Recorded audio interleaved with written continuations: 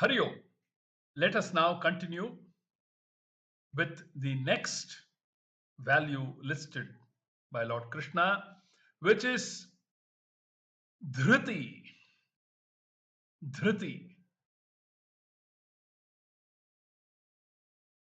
Swamiji says, Poojya Swamiji says, dhriti is generally translated as fortitude. Dhriti is generally translated as fortitude. But here, Shankara is more explicit. And what does Shankara say? He says that when the body and sense organs are tired or in pain, when the body and sense organs are tired or in pain due to illness or age or some defect, the attitude that makes you not mind the pain. What a definition. The attitude that makes you not mind the pain is what we call dhriti. The attitude that makes you not mind the pain is what we call dhriti. Here again,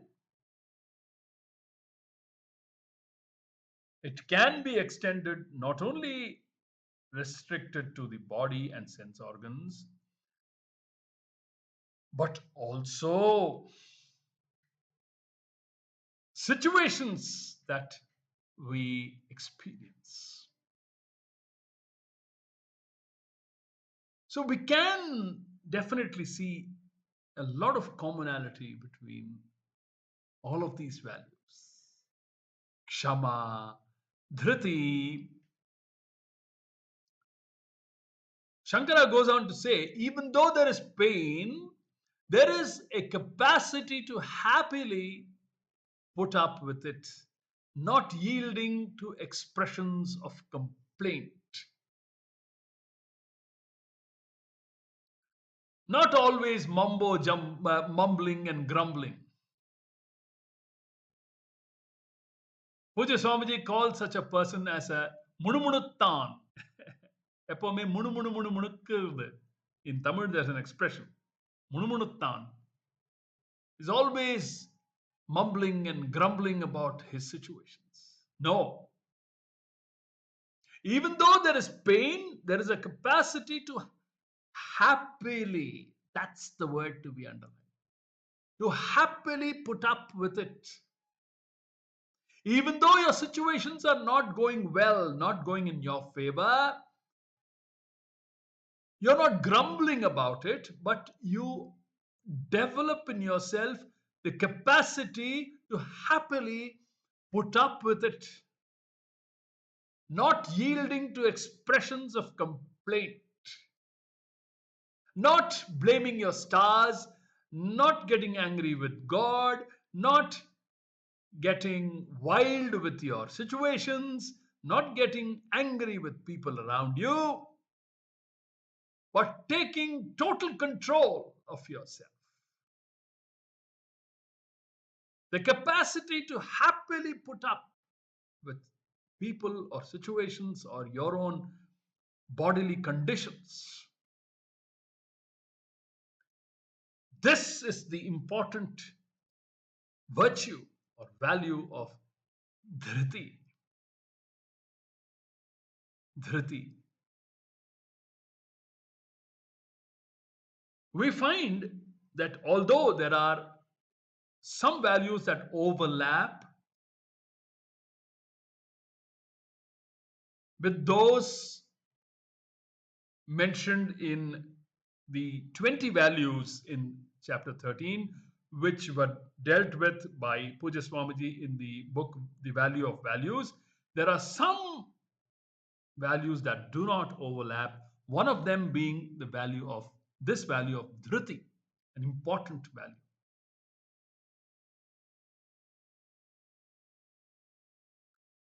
And then we move on to the next important value of shaucha. Shaucha. Shaucha or cleanliness is of two kinds. Very important.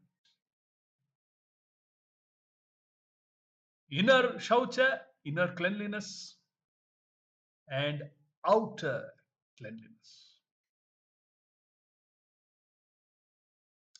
External cleanliness means keeping the body, clothing, and the environment clean. This is an important discipline because it helps create a healthy frame of mind. We all know that the body has an influence on the mind and vice versa. The environment definitely influences the mind and vice versa.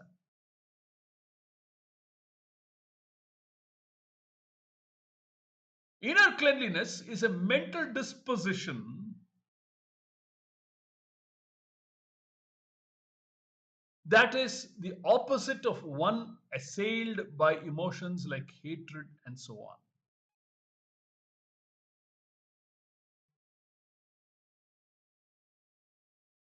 Whatever or whenever these disturbing emotions are detected, they are replaced by their opposite. You're cleaning up, as it were. Because we are talking about shaucha, right? If there is enmity, we replace it with understanding, with kshama, with dhriti, and if possible, friendliness.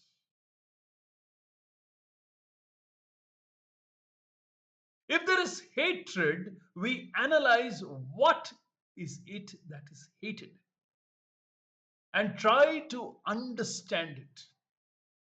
There's a lot of work involved, friends. A lot of dedicated work involved, interesting work involved. Because we are dealing with not an external entity, we are dealing with our own selves. And how to better the quality of our lives and our interactions and our responses to situations, to people, and lead a harmonious life.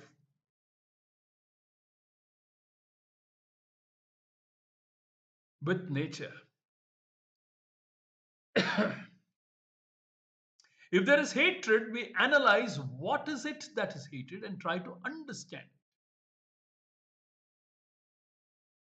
If the understanding is complete, love or compassion will naturally arise.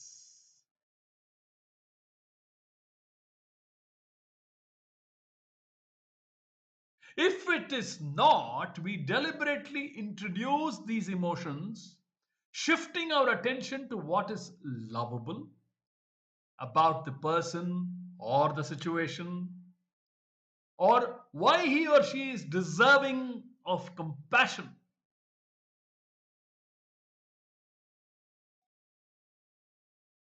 If the understanding is not complete, we deliberately introduce these emotions, shifting our attention to what is lovable about the person or why he or she is deserving of compassion. We have to look into our own mind as these emotions arise. Create the opposite attitude. Remember, pratipaksha bhavana, and thereby develop a mind which is predominantly sattva. There you go. So the whole effort is to create a sattva dominated antakaranam. That's the whole thrust. Not to stop there, that's not the end of it, but that is a very important stepping stone to launch off into Jnana Yoga. Then Puja Swamiji says other important ways of bringing about inner cleanliness are daily prayers, japa, and meditation.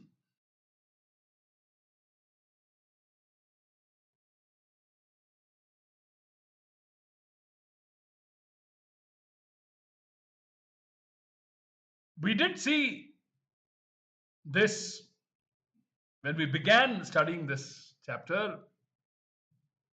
I had recalled the 5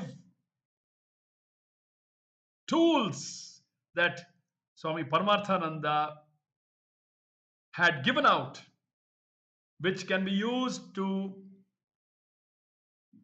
consciously develop a steady sattviki antakaranam. And the 5 tools, let me recall them here because Puja Swamiji used the word pratipaksha bhavana over here. That triggered this memory, and so I thought I should quickly share this with you. The first quality or first tool that Swami Paramarthananda lists is the tool of viveka. To understand the advantages of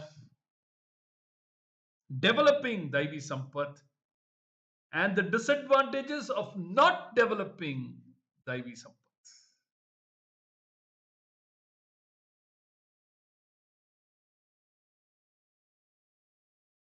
Then Swamiji talked about Pratipaksha Bhavana. Once the Viveka Shakti is clear, then, like Swamiji says over here, we replace the negative emotions by its equivalent or its opposite positive emotion. Hatred is replaced with love. For example, anger is replaced with either kshama or dhriti, as the case may be.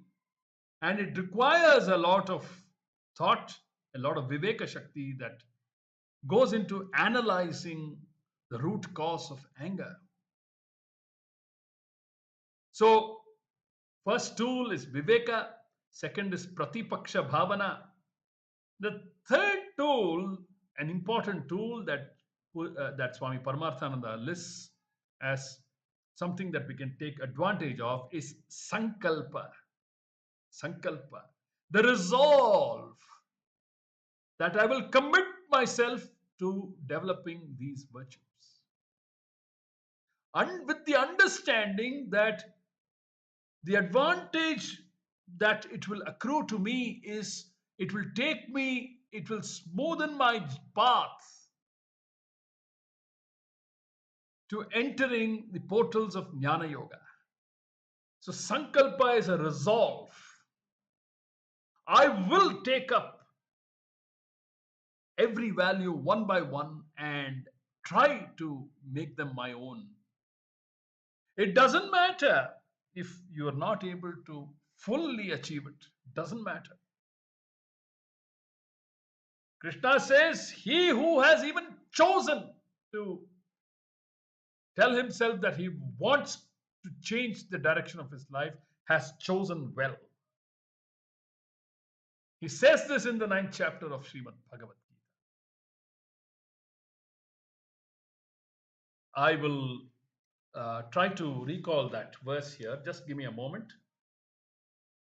It says, I think the verse is, Api chet sudurachara hai, bhajate mamananya bhak, sadhure vasamantavya hai, samyak vyavasito hi saha api chet suduracharah bhajate mam ananya bhak sadhureva samantavyah samyak vyavasito hi saha. Krishna says, api chet suduracharah, even if he is the worst criminal, but if he resolves to change, then Krishna says he has chosen well. And bhajate mam ananya bhak, he who remembers me incessantly. So that is sankalpa. He resolves that I will change, man, I will change for my own sake. Then the fourth tool that Swami Paramarthananda lists out is satsanga. Satsangatve nisangatvam, as taught by Adi Shankaracharya in Bhajagovindam. And then the fifth tool is Ishvara Prarthana. Ishvara Prarthana. The first three, that is Viveka, Pratipaksha Bhavana, and Sankalpa, involve a lot of free will, Purushartha, Prayogaha. Uddhared Atmanatmanam, Natmanam avasadayet. Lift yourself by yourself, said Lord Krishna in the 6th chapter. The last two values, the values of, or the tools of Satsanga and Ishvara Prarthana, help us to smoothen the application of free will. In certain areas, it is difficult to surmount situations of people that we face. It is then that Satsanga and Prarthana to Ishvara will be of great assistance. So these are the 5 tools that Swami Paramarthananda mentions to make an effort to cultivate these Daivi Sampats. All because of Poojya Swamiji's use of Pratipaksha Bhavana, I felt the necessity to share with you these 5 tools, valuable tools. So, other important ways of bringing about inner cleanliness, Poojya Swamiji says, are daily prayers, japa, and meditation. These are all cleansing acts because there is surrender involved. Anything the mind might have gathered is dropped in prayer. What sorts of things does the mind pick up that it needs to be freed from? Shankara lists deceit and being under the spell of likes and dislikes. Having likes and dislikes is not a problem, but when under their spell, we act against dharma. We do what we ought not to do. We don't do what we ought to do.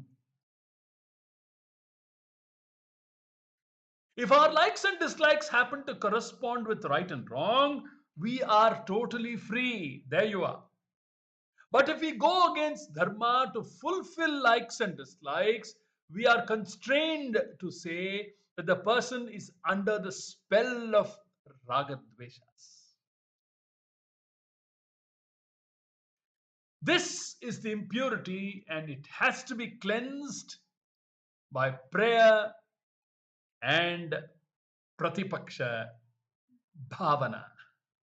So this, friends, is the important value of shaucha. In the upcoming capsules, we will take up the rest of the values in the 3rd shloka, beginning with Adroha, and take our study forward. Until then, Hari Om. ॐ दुर्जनः सज्जनो भूयात् सज्जनः शान्तिमाप्नुयात् शान्तो मुच्येत बन्धेभ्यः मुक्तश्चान्यान् विमोचयेत् सर्वे भवन्तु सुखिनः सर्वे सन्तु निरामयाः सर्वे भद्राणि पश्यन्तु मा कश्चित् दुःखभाग् भवेत् ॐ पूर्णमदः पूर्णमिदं पूर्णात् पूर्णमुदच्यते पूर्णस्य पूर्णमादाय पूर्णमेवावशिष्यते ॐ शान्तिः शान्तिः शान्तिः हरिः ॐ श्रीगुरुभ्यो नमः हरिः ॐ